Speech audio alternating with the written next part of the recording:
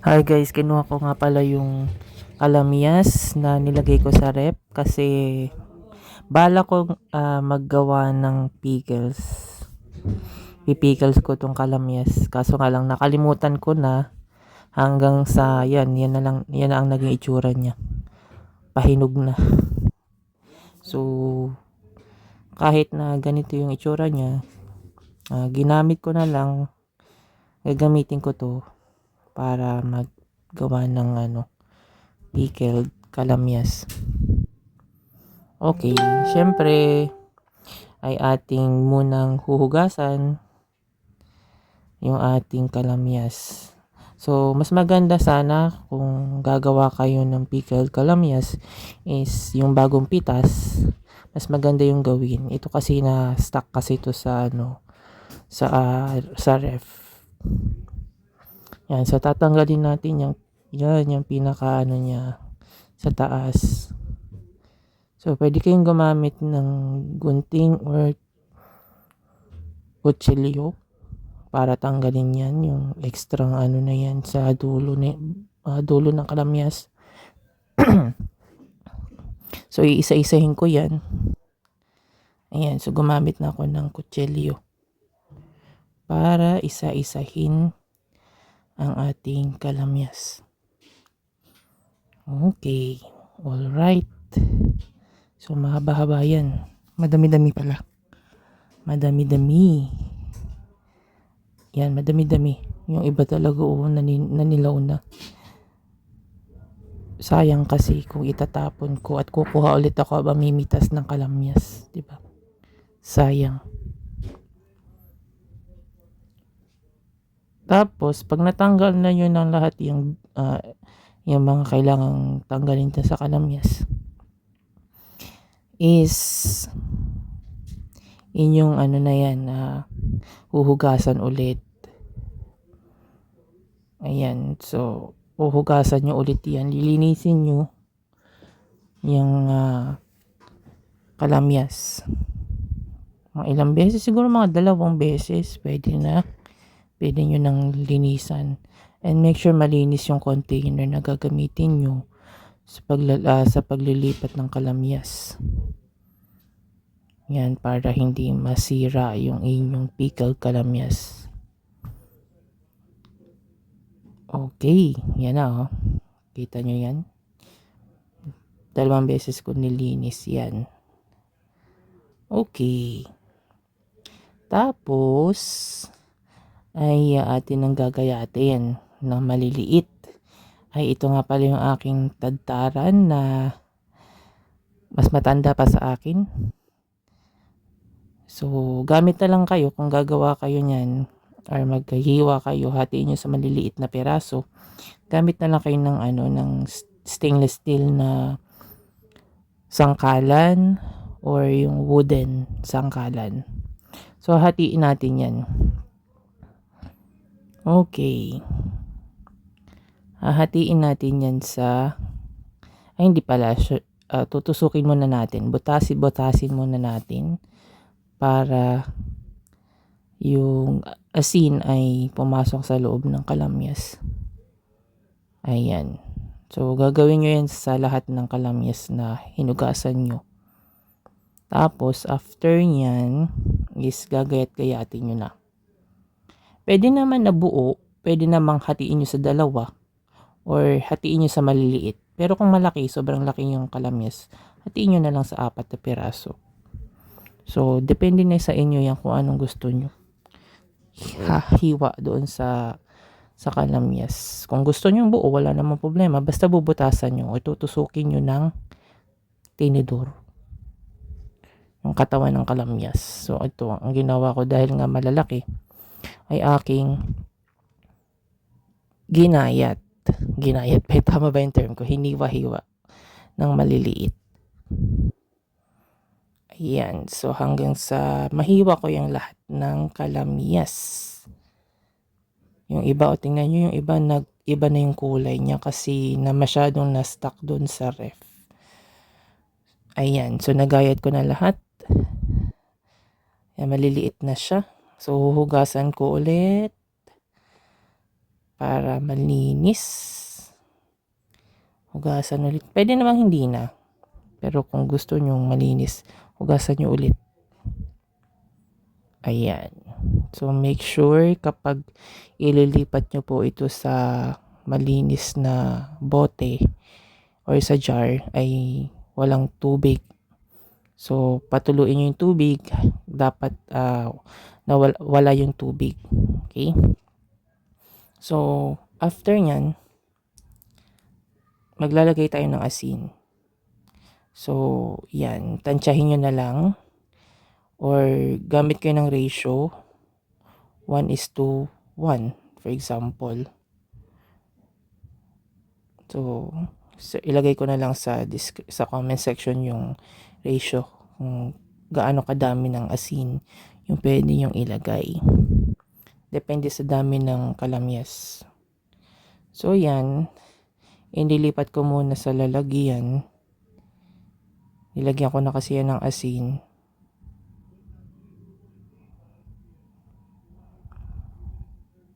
Okay.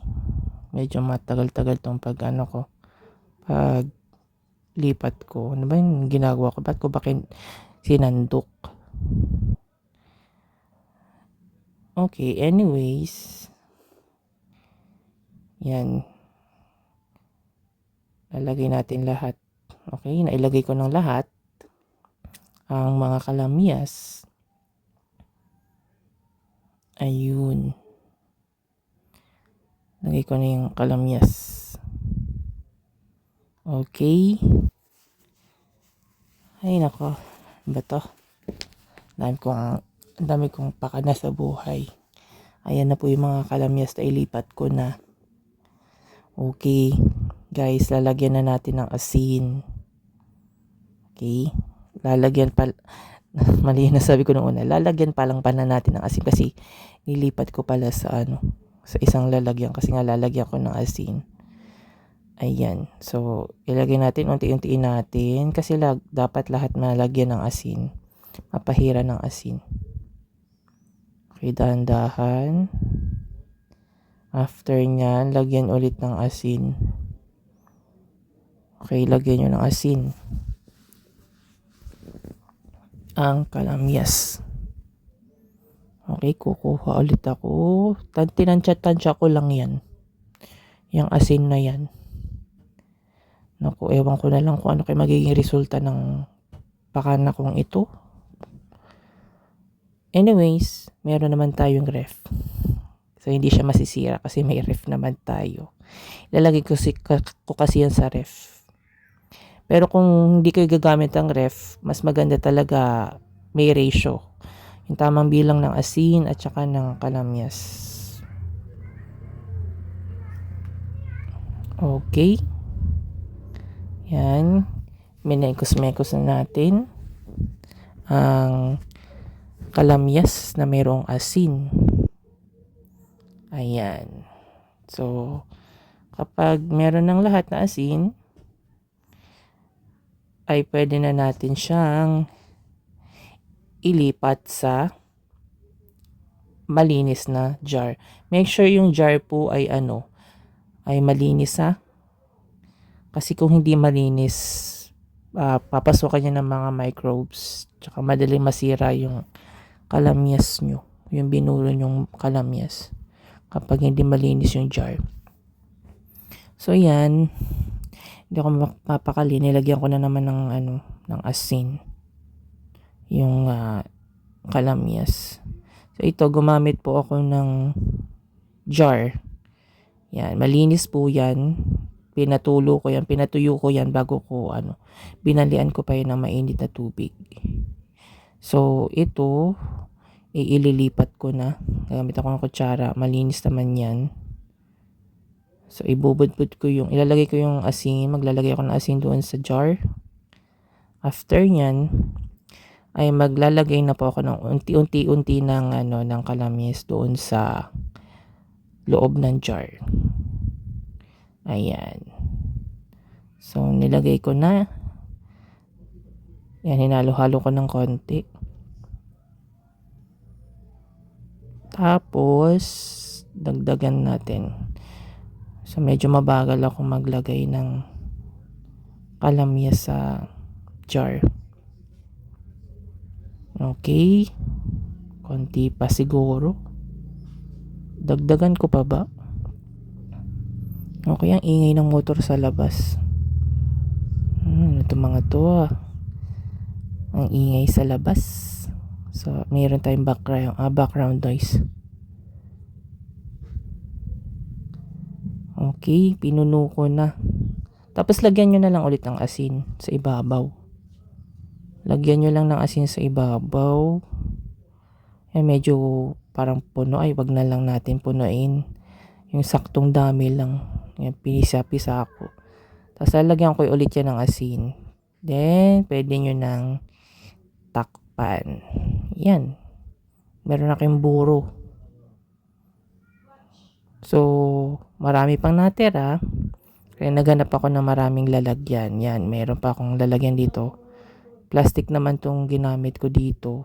So, lalagyan ko rin siya ng asin.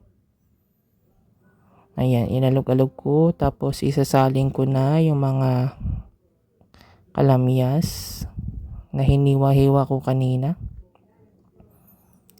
Medyo nahirapan akong maglagay kasi ang liit ng butas ng liit ng bunganga ng bote. Ng plastic bottle. Okay. Yan. So, dahan-dahan ko nilagyan yung bote na yan. Ko po. Magandang maglagay sa jar na malaki yung bunganga o yung bunganga ng bote para mabilis lang ito kasi wala kasi akong nakitang ibang jar na malalaki, may mga laman na rin kasi. Ito lang nakita ko. Ito na wala akong choice kasi yun lang yung available na bote na pwede kong lagyan. Ayan. So, siniksik ko. Pinagkasya ko. Yung matitira, hanap na naman ako ng ibang lalagyan. Ayan. So, malapit ko nang mapuno. Yung ating pote, nilagyan ko ng konting asin. Ayan. Lagyan ko ng konting asin. Tapos, yan, aking tinakluban na. Okay. Guys, pwede nyo pong lagyan ng tubig yan. Sa akin kasi hindi ko na nilagyan ng tubig kasi na kasi siya na luno na, yung hinog na. So, parang naburo na rin siya. So, hindi ko na lang nilagyan ng tubig. Kasi kakainin ko rin naman eh. So, kapag yung ginamit yung kalamyas ay hilaw, tapos yan, nilagyan nyo ng asin, hinawa-hiwa nyo, lagyan nyo ng tubig.